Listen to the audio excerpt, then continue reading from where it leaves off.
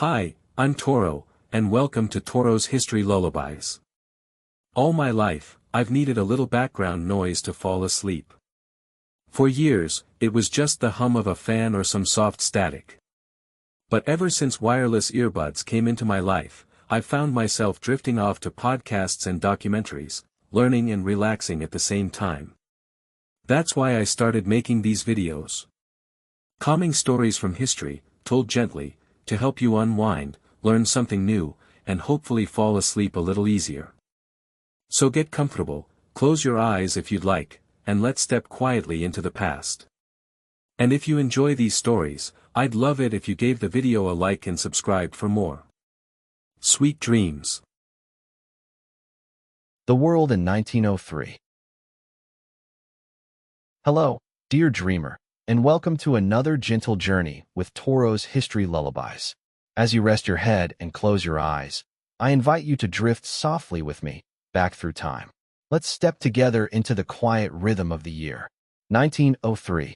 The world then moved with a different kind of hush, a slower heartbeat, a softer breath. It was a time of beginnings and quiet continuations, of kites in the sky and coal warming humble kitchens.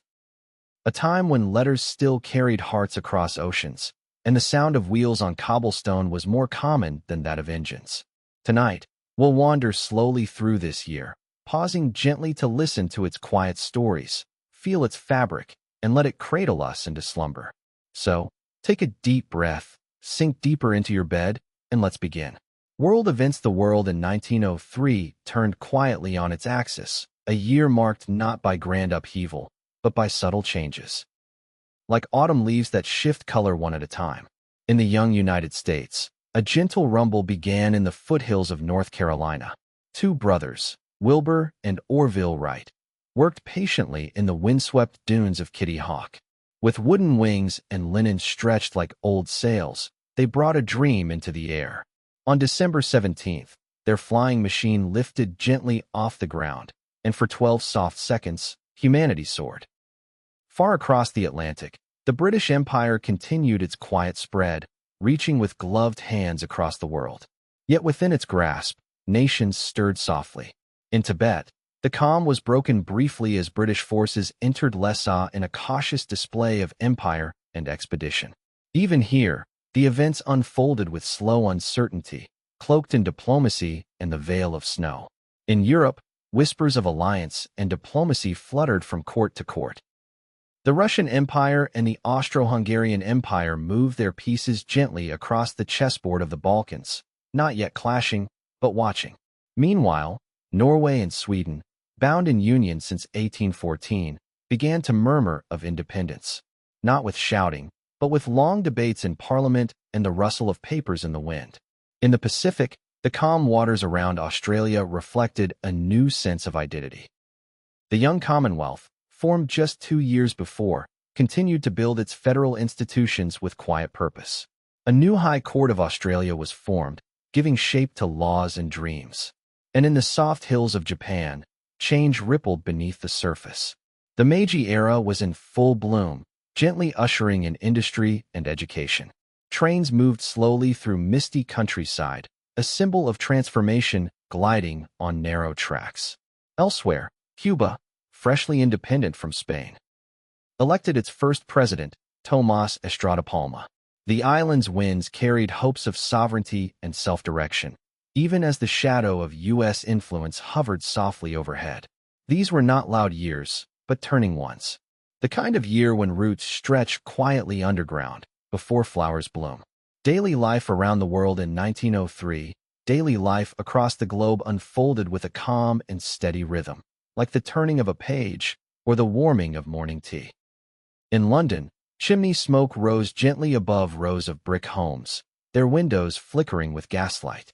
Men wore wool coats and bowler hats, and women laced themselves into long, layered dresses, corseted but elegant, with soft shades of cream and lavender.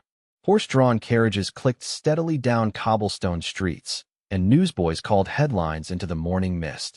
Across the Atlantic, in small-town America, days began with the scent of coffee and coal. Children walked to school with slates tucked under their arms, passing farms where roosters greeted the dawn. In kitchens, women kneaded bread while stoves crackled.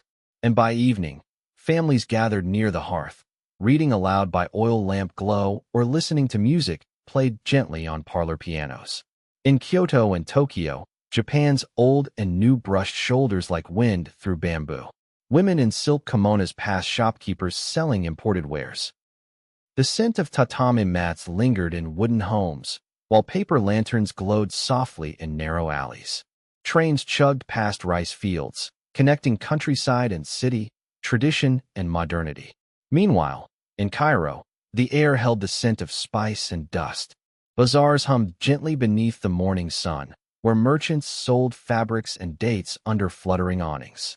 In cool courtyards, families sipped tea from delicate glasses, shaded by lemon trees and the lull of ancient stone. In Paris, cafe life continued in slow delight. Artists hunched over sketchbooks, and poets scribbled under the glow of oil lamps. The Eiffel Tower stood still and proud, casting a long shadow across the cobbled streets where lovers strolled, arms entwined. And in the countryside, in Russia, in Italy, in South America, people lived with the earth. They planted seeds, milked cows, repaired boots, and shared laughter in kitchens warmed by simple meals. The world was slower, yes, but full. Every moment brimming with sound and scent and touch. It was a time of listening to the world rather than racing through it. Science, inventions, and technology. The year 1903 shimmered softly with quiet discoveries and delicate invention. Of course, the sky was the most wondrous scene, where the Wright brothers, with their curious machine, took to the air. But science didn't stop there. In Paris, a woman named Marie Curie stood gently at the edge of the invisible world. With quiet determination, she and her husband Pierre were awarded the Nobel Prize in Physics for their work with radiation, a mystery hidden in stone. Their research, soft and glowing, would later illuminate medicine and physics alike. Elsewhere, in the laboratories of Europe and America, electricity was finding new homes. More and more city blocks lit up at night with incandescent bulbs, warm pools of light replacing the flicker of gas. Silent motors turned in factories, and telephones carried voices from room to room, city to city. The Ford Motor Company had been founded just a few months earlier. Henry Ford's dream of a car for every household was still years away, but the foundation had been laid. On dusty roads, curious new vehicles sputtered past horses, startling them with their strange rattle and roar. Meanwhile, in Germany, the quiet hum of knowledge was echoing in universities. The foundations of quantum theory were being whispered about in classrooms, as young physicists like Albert Einstein scribbled their thoughts in small notebooks. And on ships at sea, wireless telegraphy crackled softly. Messages danced invisibly across the waves, carried by Marconi's invention. No longer did ships travel in full isolation. Now they could send gentle signals to the shore to say, "We are here. We are safe." Science was not loud in 1903. It was patient. It watched. It asked. And the world responded, bit by bit, with wonder. Culture and the arts in parlors and theaters, in workshops and cafes. The arts in 1903 breathed softly. Claude Debussy's music drifted like mist over moonlit water, his piano compositions lulling listeners into dreamscapes. The Impressionist movement still lingered in Paris, where artists painted not what they saw, but what they felt. Monet's gardens bloomed in oil and canvas, each brushstroke a petal of light. In Vienna, Gustav Klimt stirred gold into his portraits, cloaking his figures in spirals and silence. His work, especially The Kiss, was bold in its intimacy, yet still, somehow, hushed. In Russia, Anton Chekhov's plays were performed on cold winter nights, their silences as meaningful as their words. Audiences leaned in, listening for what was not said. Meanwhile, a quiet revolution stirred in books. Jack London published The Call of the Wild, a tale of snow and instinct, of wildness and longing. Its pages whispered of adventure, but also of the pull to return home. In cinema, short films flickered in darkened rooms. Though silent, they spoke volumes. Audiences watched with wide eyes as moving pictures danced across the screen. Horses galloping, lovers embracing, cities whirling to life. Even fashion became part of the cultural melody. In Paris, new silhouettes emerged. Lighter fabrics, floating hems. The corset still held on, but not tightly. Change was afoot, graceful, slow, like a dancer moving between steps. Culture, in 1903, did not shout. It sang. In colors, in chords, in scenes that live forever. Media and headlines in the calm of 1903, the world's stories were carried by paper and ink. Newspapers fluttered on breakfast tables and cafe counters. Pages turned slowly, smudging fingertips with black print. Headlines spoke of invention, exploration, and the winds of change, but always with the gentle cadence of a different era. In the United States, the New York Times and Chicago Tribune brought daily happenings into homes. Readers learned of the Wright brothers' brief flight, buried modestly beneath bolder headlines. Few realized at the time how history had shifted quietly on the sands of Kitty Hawk. Magazines like The Strand and Harper's Weekly painted vivid portraits of far-off lands and clever tales. In London, serialized fiction continued to delight readers by lamplight. Children read with wide eyes tales of detectives, pirates, and magic lanterns. Postcards bloomed in popularity. Small rectangles of art and message passed gently from hand to hand, often with just a few lines of hope or fondness. They brought faraway places closer, turning strangers into pen friends. Even advertisements told stories. A tin of biscuits for 6 pence. A silk blouse for 3 shillings. A phonograph, miraculous and new, promised music in the parlor, your own private concert at the turn of a crank. The media of 1903 was quieter than ours, but it had its rhythm, like the soft turning of pages in a room filled with light. People born/died 1903 welcomed souls into the world who would one day leave gentle footprints across history. On December 5th, in the city of Chicago, a boy named Walt Elias Disney was born. No one could yet imagine that he would build worlds of fantasy, stories that would comfort and delight generations to come. Elsewhere, in Georgia, a quiet child named Langston Hughes came into the world.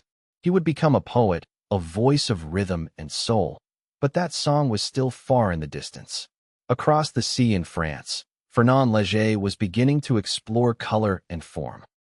And in a cradle in New York, singer and actor Bing Crosby began his long journey towards song. As new lives began, others bowed out. In July, Pope Leo XIII passed away after a long and thoughtful papacy. His leadership, marked by reflection and steady doctrine, had shepherded the Catholic world for decades. The white smoke that rose from the Vatican was not just of farewell, but of peaceful transition. Also in this year, Calamity Jane, Martha Jane Canary, passed quietly into legend. Known for her wild life in the American West, even her final chapter came with gentler tones, a story folded into history. The wheel of life turned, softly, as always. End-of-year reflection as the final days of 1903 folded into the long shadows of December, the world exhaled. Snow settled on rooftops in Boston and Berlin. Lanterns glowed in Tokyo. In quiet farmhouses and grand parlors alike, families gathered near warmth, of stoves, of kinship, of quiet hope. There was a feeling, not of celebration, but of curiosity. Something had changed. A machine had flown. A woman had won the Nobel Prize. A motor car had rolled past a horse. The future had taken its first breath, but gently, so gently. No fireworks marked this shift. Only quiet conversations, soft wonder, eyes that turned upward toward the stars and imagined, what comes next? In the libraries and workshops, ideas brewed like tea. In the kitchens and schools, children played and learned, unaware of the changes blooming just beyond the horizon. The world was still held by the familiar, candles, letters, footsteps, and songs. But just beneath, something stirred. A whisper of modernity, the beginning of the centuries-long dream. And so, 1903 ended as it began, with a world both known and changing. The trees, bare now in winter's hush, stood ready for the first snow. Trains slowed at stations, letting passengers step into dark, frosty air. And in countless homes, the lights went out, one by one. The year bowed, gracefully. And 1904, waited patiently, just beyond the curtain. Thank you, dear dreamer, for journeying with me through the world of 1903. If this story brought you peace, if it gently carried you toward rest, I invite you to like, subscribe, and follow Toro's History Lullabies. Your dreams are welcome here, always. Until next time, sleep well, sleep deep, and remember, the past is a lullaby, humming softly beneath the stars. Good night.